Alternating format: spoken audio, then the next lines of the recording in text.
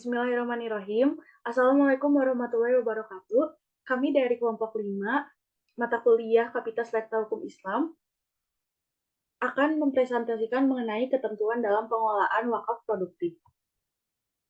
Sebelumnya, perkenalkan terlebih dahulu, nama saya Nini Zanatin dengan NPM 228.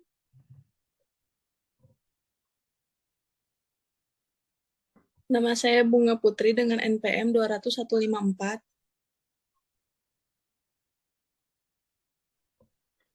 Nama saya Faridsa Asri dengan NPM 233. Nama saya Pinkan dengan NPM 225.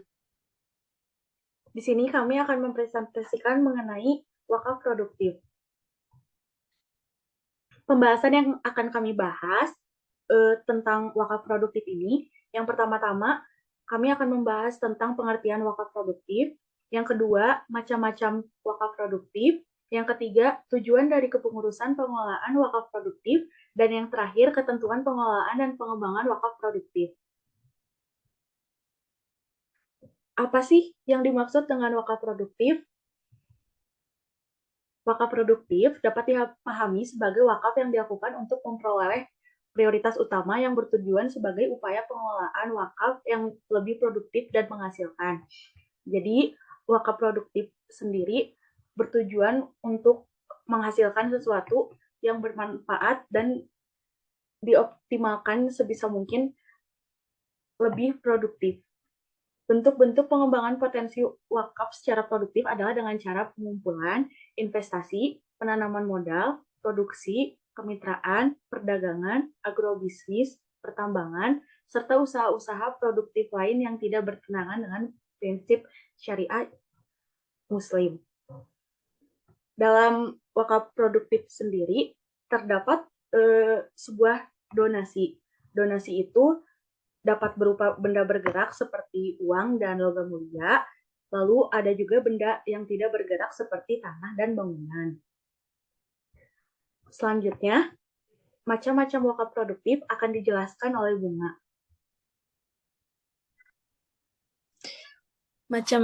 Saya di sini akan menjelaskan tentang macam-macam wakaf produktif. Slide selanjutnya. Yang pertama ada wakaf uang. Wakaf uang di sini tidak dijadikan alat tukar menukar saja. Wakaf uang dipandang dapat memunculkan suatu hasil yang lebih banyak. Sebagaimana dari Mazhab Hanafi dan Maliki mengemukakan tentang kebolehan wakaf uang. Yang disebut Al-Mawardi, Abu Saur meriwayatkan dari Imam Syafi'i tentang kebolehan wakaf dinar dan dirham. MUI juga mengeluarkan fatwa mengenai wakaf tunai, yaitu wakaf uang adalah wakaf yang digunakan oleh sekelompok atau seorang maupun badan hukum yang berbentuk wakaf tunai. Lalu, termasuk dalam pengertian uang adalah surat-surat berharga. Wakaf yang hukumnya jawaz atau boleh. Wakaf yang hanya boleh disalurkan dan digunakan untuk hal-hal yang dibolehkan secara syar'i. Nilai pokok wakaf yang harus dijamin kelestariannya tidak boleh dijual, dihibah, ataupun diwariskan. Yang kedua, ada wakaf tunai. Penyerahan aset wakaf berupa uang tunai yang tidak dapat dipindah tangankan dan dibekukan untuk selain kepentingan umum yang tidak mengurangi ataupun jumlah pokoknya. Wakaf tunai, manfaatnya dari wakaf tunai yaitu: 1. Seseorang yang memiliki dana terbatas sudah bisa memberikan dana wakafnya tanpa harus menunggu menjadi tuan tanah terlebih dahulu. Yang kedua, melalui wakaf uang, aset-aset berupa tanah-tanah kosong bisa dimanfaatkan dengan sarana yang lebih produktif untuk kepentingan umat. Yang ketiga, dana wakaf tunai juga bisa membantu sebagian lembaga-lembaga pendidikan Islam. Yang ketiga, ada sertifikat wakaf tunai, instrumen yang sangat potensial dan menjanjikan, yang dapat dipakai untuk menghimpun dana umat dalam jumlah besar.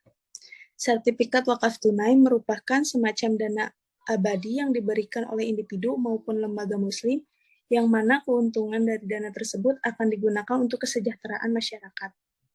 Tujuan dari sertifikat wakaf tunai yaitu: 1. Membantu dalam memperdayakan tabungan sosial. 2. Melengkapi jasa perbankan sebagai fasilitator yang menciptakan serta membantu pengelolaan wakaf. Yang keempat, ada juga dipandang mampu menstimulasikan hasil-hasil yang dapat didedikasikan untuk umat, bahkan dengan modal yang besar. Selanjutnya akan dijelaskan oleh Farisa.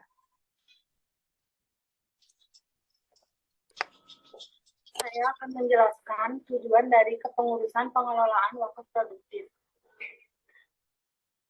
Kepengurusan wakaf adalah kepengurusan yang memberikan pembinaan dan pelayanan terhadap sejumlah harta yang dikhususkan untuk merealisasikan tujuan tertentu. Tujuan merealisasikan tersebut sebesar mungkin perolehan manfaat untuk tujuan yang telah ditentukan pada harta tersebut. Untuk itu, tujuan kepengurusan wakaf dapat disimpulkan sebagai berikut. 1. Meningkatkan kelayakan produksi harta wakaf sehingga mencapai target ideal untuk memberi manfaat sebesar mungkin. 2. Melindungi pokok-pokok harta wakaf dengan mengadakan pemeliharaan dan penjagaan yang baik dalam menginvestasikan harta wakaf. 3. Melaksanakan tugas distribusi hasil wakaf dengan baik kepada tujuan wakaf yang telah ditentukan. 4. Berpegang teguh pada syarat-syarat wakaf. 5. Memberi penjelasan kepada para dermawan dan mendorong mereka untuk melakukan wakaf baru. Selanjutnya, ketentuan pengelolaan dan pengembangan wakaf produktif akan dijelaskan oleh Tingkat. Mengenai ketentuan pengelolaan dan pengembangan wakaf produktif, selanjutnya. Pengelolaan wakaf secara profesional ditandai dengan pemberdayaan potensi masyarakat secara produktif. Keprofesionalan yang dilakukan dalam pengelolaan wakaf produktif meliputi manajemen sumber daya manusia kenaziran, pola kemitraan usaha, bentuk pengelolaan benda atau harta wakaf bergerak, seperti saham dan sejenisnya, serta dukungan political will pemerintah secara penuh yang diimplementasikan dalam bentuk undang-undang dan peraturan pemerintah. Selanjutnya.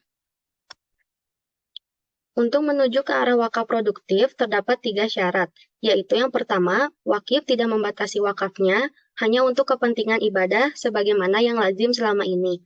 Untuk itu, perlu sosialisasi yang berkelanjutan. Kedua, nazir, pengelola memiliki jiwa entrepreneur, karena jika tidak memiliki jiwa tersebut, nazir akan terbebani oleh wakaf yang dikelolanya.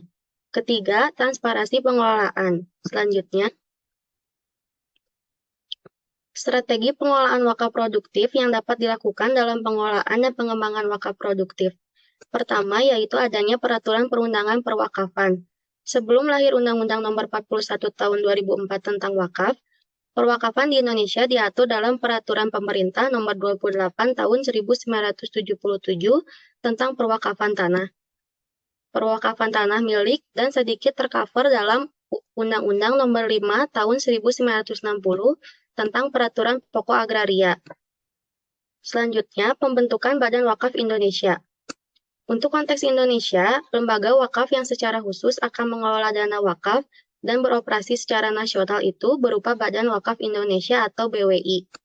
Tugas dari lembaga ini adalah mengkoordinir nazir-nazir atau membina yang sudah ada dan atau mengelola secara mandiri terhadap harta wakaf yang dipercayakan kepadanya, khususnya wakaf tunai.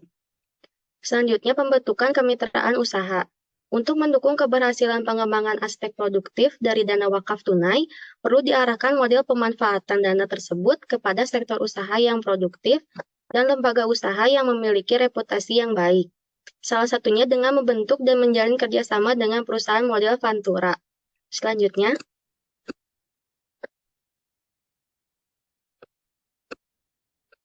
ketentuan wakaf produktif. Karena wakaf produktif hanya memiliki sedikit perbedaan dari segi tujuan dan manfaat, maka syarat atau rukun wakaf produktif serupa dengan wakaf pada umumnya. Berdasarkan Badan Wakaf Indonesia atau BWI, terdapat 6 rukun wakaf yang harus dipenuhi agar wakaf bisa dilaksanakan. Hal ini sesuai dengan Undang-Undang Nomor 41 Tahun 2004 tentang wakaf. Selanjutnya, 6 rukun wakaf tersebut diantaranya wakif atau orang yang mewakafkan harta nazir atau orang yang akan bertanggung jawab mengelola harta wakaf tersebut. 3. Harta benda wakaf atau harta yang diwakafkan. 4. Ikrar wakaf untuk kehendak mewakafkan sebagian harta bendanya demi kepentingan orang banyak. 5. Peruntukan harta benda wakaf atas harta yang tersedia. 6. Jangka waktu wakaf.